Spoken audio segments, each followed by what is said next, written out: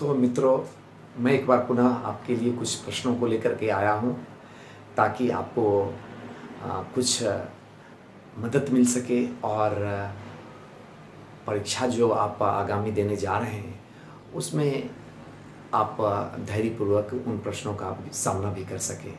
आइए बिना समय गंवाए हुए हम लोग प्रश्न की ओर चलते हैं। विश्व जल दिवस मनाया जाता है 21 अप्रैल, 22 मार्च, 23 मई, 24 जून। आपका सही आंसर होगा 22 मार्च, पृथ्वी जल दिवस। महासागरीय जल की औसत लवणता है, महासागरीय जल की औसत लवणता है 30, 32, 35, 40। महासागरीय जल की औसत लवणता है, महासागरीय जल की औसत लवणता 35 होती है।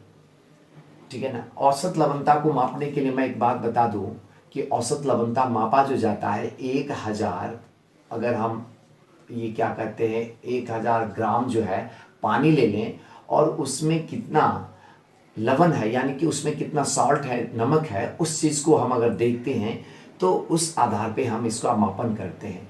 मान लीजिए 1000 ग्राम जल है, वाटर है ये आपका, और इसमें जो है 30 ग्राम, 1000 ग्राम वाटर में इसमें 30 ग्राम अगर ये सॉल्ट है तो इसको हम मापते हैं।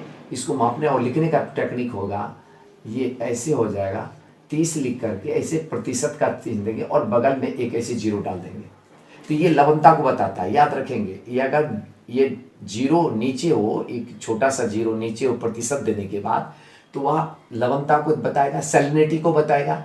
और वही अगर मान लीजिए 30 है और इसके बाद हम अगर वो ये जीरो अगर ऊपर आ जाता है तो वो डिग्री कहलाता है। अगर इस जीरो को ऐसे डाल दें तो वह डिग्री कहलाता है। लेकिन हमें वो नहीं सीखना है, हमें ये सीखना है। तो इस तरह से हम देखते हैं, अगर ये लिख देते हैं 30 तो 1000 ग्राम में सैलिनिटी की मात्रा को यानी कि प्रेजेंस ऑफ जो सॉल्ट है को इंडिकेट करता है ये। और इसको जो हम जो बताते हैं, दिखाते हैं, वो इस तरह से दिखाते हैं, लिख लेंगे। जैसे मान लीजिए कि हम दिखाते हैं 1000 ग्राम में 40 ग्राम नमक है, तो इस तरह से हम उसको रिप्रेजेंट करते हैं। तो यह रिप्रेजेंटेशन है। और इसलिए जो एवरेज हम लोग देखते हैं ओशियन वाटर का जो सैलिनिटी है 35.35 मानते हैं हम लोग। एक बात और है कि इसे याद रख लें, बार बार ये क्वेश्चन पूछता है। जो सबसे अधिक सैलिनिटी जो है 330, वह टर्की है। वहाँ पे एक वान झील है, उस झील में पाया जाता है। टर्की में के वान झील में 330 पाया जाता है। और उसी तरह अगर आप देखेंगे इजराइल में जो मृत सागर डेड सी कहते हो उसका 238 है। मृत सागर इजराइल में मृत सागर जिसको डेड सी है उसे कहते हैं, में वहाँ जो है 238 है। चलिए नेक्स्ट प्रश्न की ओर चलते हैं। भूमिगत जल की मात्रा कितने प्रतिशत है? भूमिगत जल की मात्रा कितने प्रतिशत है? 0.68%, 0.23%, 2%, 1.5%। आपका सही आंसर होगा 0.68% जो है भूमिगत जल की मात्रा है। वायुमंडल में अगर देखेंगे तो आपका जो जल का जो प्रेजेंटेशन है, चाहे वाटर वेपर के में रूप में हो या किसी अन्य जो है फॉर्म में हुआ, वह है 0.0019%। 0.0019% याद रखेंगे, वायुमंडल है। और नदियों में अगर आप देखना चाहते हैं कि कितना परसेंट है तो 0.0001%, 0.001% ये वायुमंडल और नदियाँ। मैं आपको और भी एक बात बता दूं कि 90 लगभग जो है 97 पॉइंट समथिंग आप कह सकते हैं, कोई 6 कोई 8 ये रखते हैं। ये आपका जो है सलाइन वाटर है यानी कि खारे पानी की है। और रेस्ट लगभग 2% से मोर, 2% से अधिक, कहीं 3 लिख देता है, कहीं 4 लिखता है, तो इस तरह से अलग अलग है। तो आप लगभग अप्रॉक्सीमेटली मान लिए वह 3% के आसपास, लेकिन वह लेस होगा, मोर नहीं हो सकता है। 3% लेस हो सकता है, मोर नहीं करेंगे। ये लेस हो सकता है, मोर नहीं हो सकता है। ठीक है ना, इस तरह से नहीं हो सकता है। 3% मोर नहीं करेंगे यानी लेस करेंगे। तो ये जो है हमारा जो है जो मीठा पानी है, ठीक है ना, मीठा पानी जो है जो फ्रेश वाटर कहते हैं, जिसको हम पीने के काम में लाते हैं, वो मात्र इतना % है, यानी कि लेस देन 3% है। रेस्ट हमारा जो है वह नमकीन पानी है। ठीक है, अगला प्रश्न है, दिन में कितने बार सामान्यतः महासागरीय जल उठने व गिरने की क्रिया होती है? महासागरीय जल में उठने व गिरने की क्रिया होती है। दिन में कितने बार सामान्यतः महासागरीय जल में उठने व गिरने की क्रिया होती है? 3, 4, 2 और 5। आपका आंसर होगा 2। सामान्य रूप से महासागरीय जल का उठना और गिरना ज्वार भाटा कहलाता है। जो है वह अगर क्या होता है, ज्वार भाटा, इसको हम बोलते हैं। सामान्यतः महासागरीय जल जब उठता है और गिरता है तो इसको बोलते हैं ज्वार भाटा। ये दिमाग में रखेंगे, ये उठने और गिरने की क्रिया को मैंने इस तरह से लिखा है, इसलिए ज्वार भाटा कहेंगे। सूर्य, चंद्रमा और पृथ्वी एक सीधे रेखा में हो तो उसे जाना जाता है। सूर्य, चंद्रमा और पृथ्वी एक सीधे रेखा में हो तो उसे जाना जाता है बृहद ज्वार, लघु ज्वार, मध्यम ज्वार, सभी। इसका अर्थ इसका सही आंसर होगा बृहद ज्वार। याद रखेंगे कि यह अगर ज्वार जो रहता है, ज्वार भाटा जिसके बारे में अभी बात कर रहे थे हम लोग, अगर एक लाइन में हो, मान लिया जाए कि यह हमारा पृथ्वी अर्थ है और यहाँ पर जो है, यह मेरा मून हो गया और यहाँ जो है वह सन है। S for sun, M for moon लिख दिए हैं। तो इस तरह से अगर वो एक लाइन में हो, देख रहे हैं ना, इस तरह से हम एक दूसरे को कनेक्ट कर दिए। तो इस तरह से जो कनेक्शन एक लाइन में हो, एक सीध में हो, तो इसे बृहद ज्वार कहते हैं। एक बात और, यह भी कंडीशन हो सकता है कि इधर सन है और यहाँ बीच में आपका अर्थ हो गया, ठीक है ना, और फिर इस साइड में फिर आपका क्या हो गया, मून हो गया। ये कंडीशन भी जो है बृहद ज्वार को ही बताता है। यह भी ध्यान रखेंगे, यह कंडीशन जो है, इस कंडीशन को भी हम बृहद ज्वार ही कर सकते हैं। और यह जो कंडीशन है, इस कंडीशन को हम जो देख रहे हैं, यह भी जो है बृहद ज्वार को ही दिखाता है। इस तरह से हम 2 कंडीशन दिखाएं। एक लाइन खींच लीजिए, देखिए दोनों एक सीधी रेखा में हो जाएगा, इसलिए एक शब्द का प्रयोग किया गया, एक सीधी रेखा में हो। तो ये ध्यान रखेंगे, एक सीधी रेखा का अर्थ क्या हो गया। एक सीधी रेखा का यही कि अगर साइड में मान लीजिए यहाँ पर अर्थ है, ये मून है, ये सन है, तो बृहद ज्वार को बताएगा। फिर मान लीजिए यहाँ अर्थ है, मून, इस तरह से भी आपको प्रश्न दिया जा सकता है, तो बताइए कौन सा कंडीशन है, बृहद ज्वार का है कि लघु ज्वार। तो इस कंडीशन को भी आप दिमाग में रखेंगे एक सीधी रेखा के साथ। चलिए अगला प्रश्न है, जब चंद्रमा अपने प्रथम एवं अंतिम चतुर्थांश में होता है तब सूर्य एवं चंद्रमा का गुरुत्वाकर्षण बल विपरीत दिशा में कार्य करता है, तो उस स्थिति को कहते हैं। जब चंद्रमा अपने प्रथम एवं अंतिम चतुर्थांश में होता है तब सूर्य एवं चंद्रमा का गुरुत्वाकर्षण बल विपरीत दिशा में कार्य करता है, उस स्थिति को कहते हैं लघु ज्वार, बृहद ज्वार, लघु एवं बृहद ज्वार का मिश्रण, इनमें से कोई नहीं। आपका ये होगा लघु ज्वार। याद रखेंगे वो, इसमें क्या है, ये मेरा अगर इस तरह से ये देख लें, यह सन है और ये आपका ये अर्थ हो गया, ठीक है ना, और ये इस तरह से देख लें तो ये आपका मून हो गया, ठीक है। तो ये जो कंडीशन आपको बता रहे हैं कि चंद्रमा जब अपने प्रथम और अंतिम चतुर्थांश में, ठीक है ना, चौथे भाग के रूप में चतुर्थांश में हो तो क्या करता है, इस तरह से जो गुरुत्वाकर्षण लगता है विपरीत दिशा में लग रहा है, ठीक है ना, और ये मून इधर लगा रहा है और सन इधर रहती है। ये केस जो होता है, इस केस को हम लोग जो है लघु ज्वार में रखते हैं। चतुर्थांश याद रख लेंगे, प्रथम एवं अपने क्या कहते हैं, अंतिम चतुर्थांश में, चंद्रमा जब अपने प्रथम एवं अंतिम चतुर्थांश में होता है और विपरीत दिशा में, देख रहे हैं ना, 2 फोर्स इधर से लगा, ये फोर्स लग रहा है और इधर भी फोर्स लग रहा है, ध्यान देना, ये F, ये 2 फोर्स अलग अलग लग रहे हैं, इसलिए बताया गया। तो ऐसा कंडीशन जो होता है वह लघु ज्वार क्या स्थिति, यह स्थिति लघु ज्वार।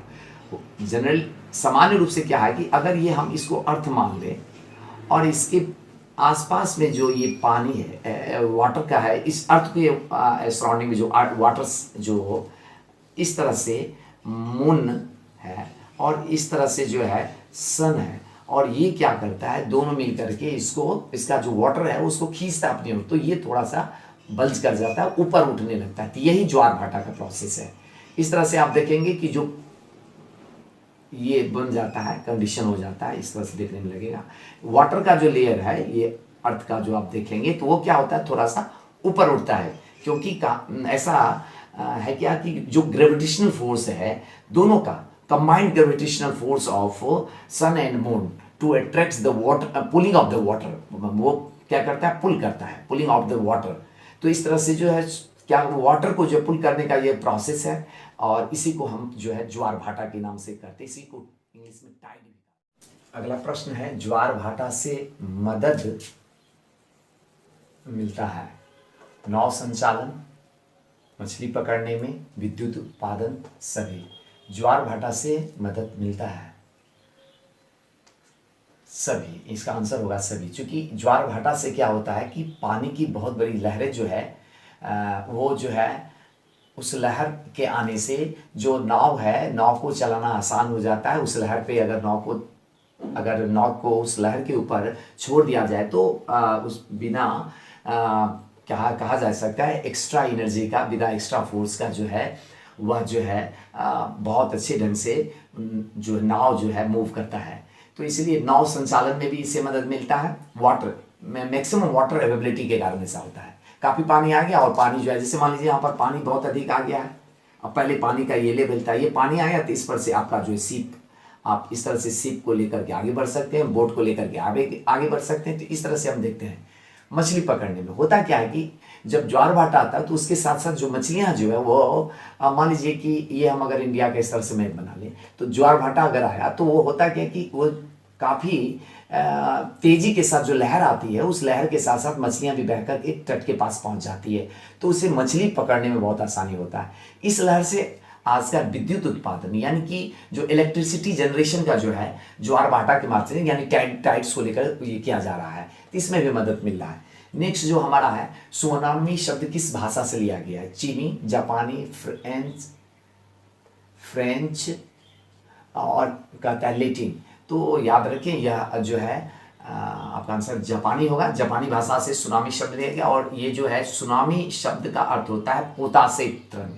पोतासे का अर्थ होता है पोर्ट्स की ओर, जो सी पोर्ट्स होते हैं उधर के उस ओर जो तरंग आता है। इसीलिए मैं आपको बता दूं कि 2000 अगर आपको याद हो 2004 में एक सुनामी लहरा, और सुनामी के बारे में याद रखें कि समुद्र के अंदर या महासागर के अंदर या सागर के अंदर जो है भूकंप के कारण जो लहरें उठती है, पानी में जो लहरें उठती है, उसी के लिए सुनामी आता है। या पानी के अंदर यानी कि आपको सागर महासागर में मिलेंगे, याद रखेंगे, इसका लैंड से कोई संबंध नहीं सुनामी का, ये दिमाग में रखेंगे। तो ये अगर आपको याद हो तो इस तरह से हम ये इंडिया का जो है सदर्न पोर्शन बनाए हुए हैं, और ये आपका अंडमान निकोबार द्वीप समूह हो गया। इस तरह से हम कर दें, ये अंडमान निकोबार है, अंडमान एंड निकोबार। और इस तरह से इसमें जो है 2004 में बहुत तेज की लहर यानी सुनामी आई थी, उससे बहुत अधिक प्रभावित हुआ था। यह आपका मैंने जो बनाया ये तमिलनाडु का रीजन है, ये तमिलनाडु है। इस तमिलनाडु के रीजन में इससे काफी प्रभाव पड़ा, और अंडमान निकोबार द्वीप समूह में ये जो इंदिरा पॉइंट था हम लोगों का अंडमान निकोबार द्वीप समूह के आसपास जो था, वह भी जो है इस पानी में जो है जलमग्न हो गया, यानी कि सबमर्ज्ड कर गया, अब वो नहीं दिखाई पड़ता है। तो इस तरह से हम देखते हैं मेरा जो इंदिरा पॉइंट है वो भी चला गया। और यहाँ पर जो यह वेव आया था, कहा जा रहा है कि 700 किलोमीटर पर आवर की दर से वह लहर जो थी आ रही थी, जिसका कि विनाश लीला नागापट्टनम यहाँ पर एक जगह है, उस जगह पे बहुत अधिक क्षति पहुंचा, और काफ़ी उससे जो है तबाही मची थी उस सुनामी से। 2004 की सुनामी के बारे में बता रहा था, इसे भी आप याद रखें। चलिए अगला प्रश्न है कि लेब्राडोर और गल्फ स्ट्रीम की धाराएं संबंधित है, शीतल व गर्म, गर्म व शीतल, या शीतल व शीतल, गर्म और गर्म, यानी कि लेब्राडोर और गल्फ स्ट्रीम की धारा है। तो लेब्राडोर और गल्फ स्ट्रीम की धारा में एक शीतल व, यानी ये ऑप्शन सही है, शीतल व गर्म, यानी लेब्राडोर की जो धारा है वह क्या है, शीतल है, और गल्फ स्ट्रीम की धारा जो है गर्म है। आप मैं यहाँ पर बता दूँ कि ये क्या है, जो करंट है या धाराएं क्या है, कहता है निश्चित दिशा में, ठीक है, निश्चित डायरेक्शन में, और निश्चित डायरेक्शन में जो वाटर जो फ्लो कर रहा है ओशियन में, उसी को हम धारा कहते हैं। उसका जो है वह निश्चित डायरेक्शन में चलती रहती है और वह कंटिन्यूअसली फॉलो करती है, बहते रहती है, फ्लो करते रहती है, तो उसको हम धारा कहते हैं। और धारा के जो, अगर धारा की बात करें या करंट की बात करें, तो धारा दो तरह के हो, एक हो गया गर्म और एक हो गया ठंडी धारा, ठीक है ना। एक गर्म हो गया और एक हो गया ठंडी, एक गर्म और दूसरा ठंडी धारा, इसको याद रखेंगे। इन दो धारा को है। जो गर्म धाराएं होती है, नॉर्मली अगर हम ये अर्थ बना लें कि इक्वेटर के आसपास इसका ओरिजिनेशन होता है, गर्म क्षेत्र होता है, यहाँ से जो इक्वेटोरियल एरिया में जो है इसका ओरिजिन होता है गर्म धारा। और ये ठंडी धाराएं जो देखते हैं, जो पोल रीजन होता है, पोल रीजन के आसपास में, ये जो आपका नॉर्थ और ये जो साउथ पोल है, इस कहता है रीजन में हम ये रीजन से देखते हैं, ओरिजिन इसका होता है। यानी कि ये धाराएं जो चलती है, ठंडी धाराएं निश्चित दिशा में चलेगी, ठीक है, निश्चित एरिया में चलती, क्षेत्र में चलती है, निश्चित एरिया में चलती है, निश्चित डायरेक्शन में चलेगी, तो उसे हम धारा कहते हैं। और ये आपको हम जो है इक्वेटर या उसके सराउंडिंग से जो ओरिजिनेट होती है वो गर्म धाराएं हैं, और पोल के आसपास से या उसके सराउंडिंग एरिया से जो देती है वो ठंडी धाराएं कहते हैं। ये भी आप दिमाग में रखेंगे। और आगे मैं दो चीज़ बताना चाह रहा था, वो ये क्या कि जो धाराएं होती है, कुछ धाराएं को आप देख लें, जैसे कि मैं ठंडी धाराओं के बारे में बात कर रहा, कैलिफोर्निया की धारा है, और या हम्बोल्ट या पेरू की धारा जो है ठंडी धारा के रूप में जाना जाता है।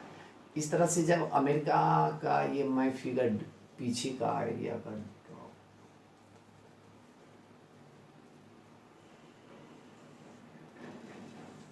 ठीक है ना, ये आप अगर इस तरह से देखें तो आपको ये मिला देते हैं। ये नॉर्थ अमेरिका हो गया। ये आपको जो मैं बताया था कैलिफोर्निया की, तो ये जो है ये ठंडी धारा इससे चलते रहती है, इस कदर इसका इधर फ्लो होता है, ठंडी है, ठंडी धारा ये कैलिफोर्निया की धारा। दूसरा मैंने हम्बोल्ट और पेरू के बारे में बताया था, तो ये इधर से इस तरह से चलती रहती है, ये ठंडी धाराएं, हम्बोल्ट या पेरू, याद रखेंगे, हम्बोल्ट या पेरू धाराएं। और ये जो है प्रशांत महासागर, यह जो एरिया है वह प्रशांत महासागर का एरिया, इस एरिया में आपको मिलेगा पेरू या हम्बोल्ट धारा। इस तरह से ये ठंडी धाराएं के श्रेणी में आती है, इसे भी याद रखेंगे। और जो इस साइड आप देखेंगे तो ये अटलांटिक ओशन हो जाता है। और ये आपका अगर ध्यान देखेंगे, अगर मैप में देखेंगे, ये बुक में अच्छी तरह से बनाया गया, इस फिगर को जरूर देख लें, तो इस तरह से आप देखेंगे तो ये अफ्रीका का पोर्शन बनता है। इस तरह से अगर आ जाएं तो ये अफ्रीका वाला ये पोर्शन बनता है।